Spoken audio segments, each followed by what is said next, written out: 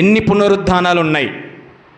యోహాను సువార్త 5వ అధ్యాయము 28, 29. దీనికి ఆశ్చర్యపడకుడి, ఒక కాలము వచ్చుచున్నది, ఆ కాలమున సమాధులలో ఉన్న వారందరూ ఆయన శబ్దము విని మేలు చేసిన వారు జీవ పునరుద్ధానమునకును, కీడు చేసిన వారు తీర్పు పునరుద్ధానమునకును బయటకు వచ్చెదరు.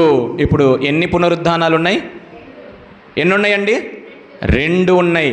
ఏంటిది అది? జీవ పునరుద్ధానము, ఇంకొకటి తీర్పు పునరుద్ధానము.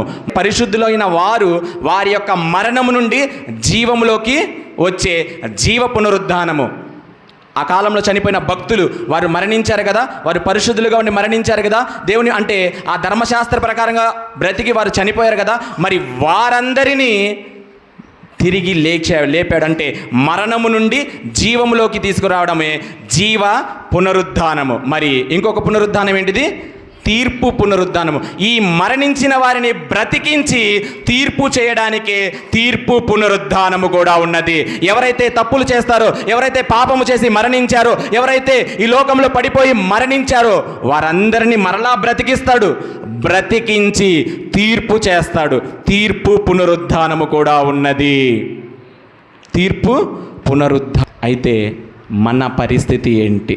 అప్పుడంటే బాప్తిస్మం లేదు, యేసు ప్రభు వారు వచ్చారు, వారందరినీ విడిపించారు, పరలోక రాజ్యంలో తీసుకువెళ్ళారు. మరి ఇప్పుడు మనందరికీ సువార్త అందబడుతూ ఉన్నది. యేసు ప్రభు వారంటే ఎవరో తెలుసు, యేసు ప్రభు వారంటే వాక్యం అంటే ఏంటో తెలుసు, ప్రార్థన అంటే ఏంటో తెలుసు.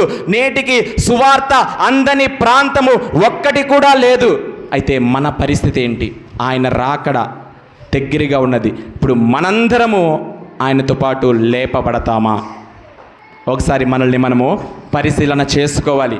ఇప్పుడు ఆ యేసయ్య ఈ లోకానికి వచ్చి తిరిగి లెగిచాడు. మరి ఇప్పుడు ఉన్న మనందరము మన పరిస్థితి ఏంటి? వాక్యం వింటున్నాము, ప్రార్థన చేస్తున్నాము, మరి ఆయన రాకడలో మనం ఎత్తబడతామా? ఆ కాలంలో అంటే బాప్తిసము లేదు కాబట్టి వారందరినీ విడిపించాడు సువార్త చెప్పి. నేడు సువార్త నువ్వు వింటూనే ఉన్నావు, నేడు వాక్యము నువ్వు వింటూనే ఉన్నావు, నువ్వు దేవుని గురించి తెలుసుకుంటూనే ఉన్నావు. నీ కొరకు ఆయన 33.5 సంవత్సరాలు సువార్త ప్రకటించాడు. నేటికి సువార్త ప్రకటింపబడుతూనే ఉన్నది. మరి నీలో మార్పు కలుగుతున్నదా? మార్పు కలగకపోతే తీర్పు పునరుద్ధానములోకి నువ్వు వెళ్తావు. మార్పు కలిగితే జీవపు పునరుద్ధానంలోకి మనం వెళ్తాము. ఈరోజు నువ్వు జీవపు పునరుద్ధానంలోకి వెళ్తావా, లేకపోతే తీర్పు పునరుద్ధానంలోకి వెళ్తావా?